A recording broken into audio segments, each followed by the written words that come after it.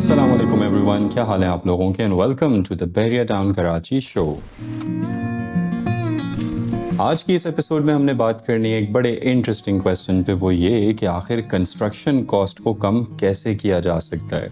ये एक बड़ा संगीन मसला चल रहा है आजकल पाकिस्तान के अंदर एंड ऑब्वियसली बहुत सारे लोग इसके अंदर इफेक्टेड हुए हैं। मसला यहाँ से आना शुरू हुआ है कि जब से पिछले अप्रैल से एक हाइपर इन्फ्लेशन से पाकिस्तान ने गुजरना पड़ा है, तो उसके अंदर सबसे ज़्यादा जो इफेक्ट हुई हैं चीज़ें वो कंस्ट्रक्शन की हुई हैं। उसकी सबसे मेजर वजह ये आती है कि पाकिस्तान एक इम्पोर्ट बेस्ड इकॉनमी है, मतलब उसके अंदर ज़्यादा इम्पोर्ट्स किए जाते हैं, एक्सपोर्ट्स कम किए जाते हैं। हम जो भी चीज़ें कंस्ट्रक्शन के अंदर, चाहे वो फिनिशिंग के मटेरियल के हवाले से हो या ग्रे स्ट्रक्चर के मामलात हों, ये सब की सब चीज़ों का रॉ मटेरियल इंपोर्ट कर रहे होते हैं और बहुत ही कुछ चंद इक्का दुक्का चीज़ें हैं जो कि लोकली प्रोड्यूस हो रही होती हैं। तो अब इसकी वजह से हमारे साथ हुआ क्या है, मतलब बहुत सारे मेरे भी अपने क्लाइंट्स हैं, उनका कॉन्ट्रैक्ट समझे हमारा बीच के अंदर कैंसिल ही हुआ है। कुछ लोगों को प्राइस इंक्रीमेंट समझे साल में 2 दफ़ा लगा है यहाँ पे आके, जो कि समझो मेरी हिस्ट्री के अंदर ये पहली दफ़ा का मामला है, क्योंकि मैंने अल्हम्दुलिल्लाह अब तक मुझे 5 साल हो गए यहाँ काम करते हुए। इन दीज 5 years अभी तक हमने कोई प्राइस इंक्रीमेंट नहीं किया था, लेकिन पिछले अप्रैल से लेके अब तक मुझे 2 दफ़ा इंक्रीमेंट करना पड़ा है। और उसकी भी यही वजह कि अगर मेरी एक समझो बिल्डर वाली सोच होती तो मैं पहले ही जब अप्रैल के अंदर मतलब मामलात ख़राब होना शुरू हुए थे तो उसी वक्त प्राइस इंक्रीमेंट इतना हैवी लगा देता कि जिसके अंदर फिर बहुत सारे लोगों को परेशानी होती। लेकिन एक अच्छी नियति से सोच के काम करने की कोशिश करी और उसका थोड़ा सा खमियाजा मैंने भुगता भी है, क्योंकि हर बंदा उस तरीके से आपके साथ कोऑपरेट नहीं कर रहा होता। डेफिनेटली मैं इसके अंदर उन लोगों को ब्लेम नहीं करूंगा, क्योंकि ऑब्वियसली कंडीशन सबकी ख़राब है। और तभी मैंने सोचा कि ये वीडियो बनाऊं कि आखिर कंस्ट्रक्शन कॉस्ट कम कैसे की जा सकती है। तो कंस्ट्रक्शन कॉस्ट कम करने के सिर्फ 2 ही तरीके हैं। नंबर 1, क्या आप अपने मटेरियल को चेंज करना शुरू करें।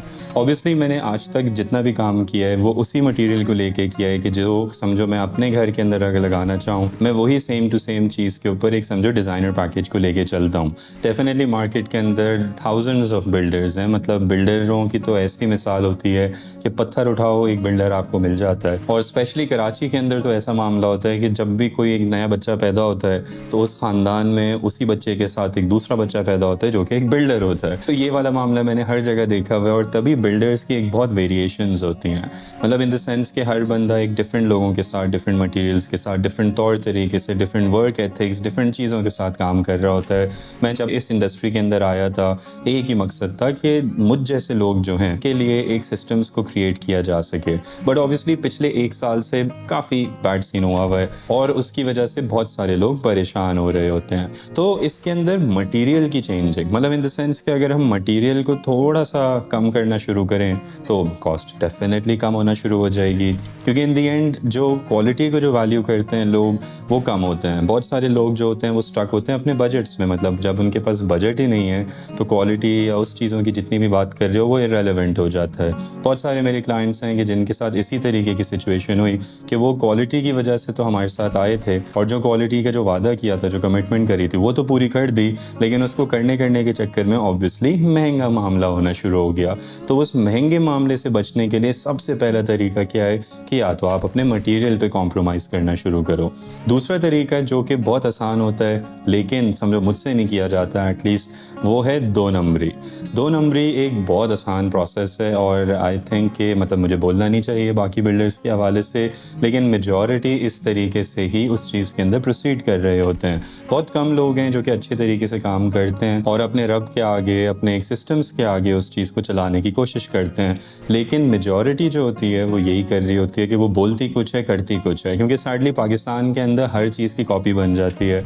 चाहे आप पाकिस्तान केबल्स की बात करो, पोर्टा की सैनिटरी की बात करो, पाइप्स की बात करो, हर चीज़ का मुझे खुद इस प्रोसेस के अंदर काफ़ी टाइम हो गया है और मेरे अपने खुद के लोग मतलब मुझे समझा रहे होते हैं कि तैमूर आप ये क्यों इस तरीके से अपनी ऑनेस्ट सिस्टम को लेके चलते हो, इसमें आपको मार्जिन्स नहीं बचेंगे, आप यही सेम मटेरियल के ऊपर हम टप्पा लगवा के दे देते हैं आपको और ये चीज़ें हम करते रहें। बट ऑब्वियसली वो समझो मुझसे तो नहीं होता, ऑब्वियसली बहुत सारे लोग हैं जो कि उस चीज़ को करते चले जाते हैं और बहुत सारे क्लाइंट्स हैं जिनको उस चीज़ का इल्म होता भी नहीं है। तो डेफिनेटली ये सिर्फ 2 ही तरीके मैंने पाए कि जिसके अंदर हम कंस्ट्रक्शन कॉस्ट को कम कर सकते हैं। और यहाँ पे एक बहुत इंपॉर्टेंट कहावत जो आ जाती है वो ये कि महंगा रोता एक बार है, सस्ता रोता बार बार है। मैंने इतने सारे घर देखे हैं यहाँ पे लोगों के कि जिनका हाल इतना बुरा हुआ है। एंड ऑब्वियसली जिसको नॉलेज नहीं है, घर तो सबके बन जाते हैं, मतलब इन द सेंस के अगर हम कराची के स्टैंडर्ड्स की बात करें या दूसरी जगहों की बात करें तो उसमें घर तो बन जाते हैं, लेकिन तमीज़ का, तरीके का अच्छा घर जिसको बनाना हो तो उसके लिए तो डेफिनेटली आपको अच्छी ही चीज़ डालोगे तो ही वो अच्छा बनेगा। ऐसा तो हो नहीं सकता कि हम उसके अंदर गंदी सस्ती चीज़ें डाल दें और समहाउ वो घर एकदम से अच्छा निकल कर आ जाए, तो ऐसा नहीं हो सकता। हर चीज़ के अंदर एक कॉस्ट को संभालने के लिए या तो आप मटेरियल चेंज करो या तो बिल्डर दो नंबरी करना शुरू करे। इसके अलावा मेरे पास और कोई तरीका नहीं है। डेफिनेटली बहुत सारे लोग जिनके कॉन्ट्रैक्ट्स कैंसिल हुए हैं या जो लोग मेरे साथ आगे नहीं बढ़ पा रहे हैं उस चीज़ के अंदर, मेरी उनके लिए भी दुआ है कि अल्लाह उनको सही डायरेक्शन में लेके जाए, और चाहे वो हमारे साथ हो लेटर ऑन जाके या किसी के साथ भी XYZ के साथ उन्होंने काम करना है, अल्लाह उनके लिए आसानियाँ पैदा करे। क्योंकि डेफिनेटली एक मुश्किल वक्त है, क्योंकि जब कॉन्ट्रैक्ट्स कैंसिल हुए तो उसके अंदर सबसे बड़ी प्रॉब्लम जो मेरी एंड के ऊपर आई थी वो क्या कि मैंने एक पाकिस्तान के अंदर एक नया सिस्टम लाने की कोशिश करी कि जो कि था प्राइस लॉकिंग सिस्टम। मतलब प्राइस लॉकिंग सिस्टम पाकिस्तान में एग्जिस्ट नहीं करता, और यहाँ पे जैसी प्राइसेस इंक्रीज़ होना शुरू हो जाती हैं पीछे से लेके एंड तक जितने भी डिस्ट्रीब्यूटर्स हैं, वेंडर्स हैं, लोग हैं, ये सब अपनी प्राइसेस को बढ़ाना शुरू कर देते हैं। आई थॉट कि मैं यहाँ पे एक नया यूनिक सिस्टम लेकर आ सकूँगा, but sadly even I failed, क्योंकि पिछले अप्रैल से अब तक जो हाइपर इन्फ्लेशन है मेरे सिस्टम्स उन चीज़ों को नहीं संभाल सके। उसके अंदर ऑनेस्टली मतलब इसमें कोई हिडन बात नहीं है, ये सिंपल सी उसके अंदर सिचुएशन है कि प्राइस लॉक तब हो सकती है जब थोड़ी सी स्टेबिलिटी हो। मतलब एटलीस्ट अभी चाहे जितनी भी महंगाई हो गई हो, अगर ये महंगाई इसी तरीके से अगले साल तक भी स्टेबल रहे ना, फिर भी प्राइस लॉक की जा सकती है। लेकिन अगर हर महीने की बेसिस के ऊपर या हर दिन की बेसिस के ऊपर प्राइसेस चेंज हो रही हों तो बहुत मुश्किल होता चला जाता है। और क्योंकि हमारी मेजॉरिटी चीज़ें इंपोर्ट बेस्ड हैं, जैसे मैं पहले बता रहा था, फॉर एग्जांपल अगर केबल्स की बात करें तो उसका रॉ मटेरियल बाहर से आ रहा होता है, पाइपिंग की बात करें तो प्लास्टिक की चीज़ें बाहर से आ रही होती हैं, टाइल्स की बात करें तो लोकली भी जो प्रोड्यूस हो रहे होते हैं वो भी मटेरियल बाहर से ले रहे होते हैं, तो हर चीज़ इफ़ेक्ट होती है। और जैसे जैसे डॉलर रेट इंक्रीज़ होता जाता है सैडली हमारी इकोनॉमी के ऊपर उसका बहुत ज़्यादा इम्पैक्ट आ रहा होता है। सो उम्मीद है कि आप लोगों को इस पॉइंट से कुछ ये समझ आया हो कि देखो प्राइस कम करने का सिर्फ दो ये तरीके हैं, इसके अलावा और कोई तरीका नहीं है। आप या तो मटेरियल के अंदर चेंजेस लेकर आओ या फिर आप बिल्डर के हाल पे छोड़ दो कि हाँ वो बोल तो ये देगा कि भाई ये चीज़ें लगनी चाहिए,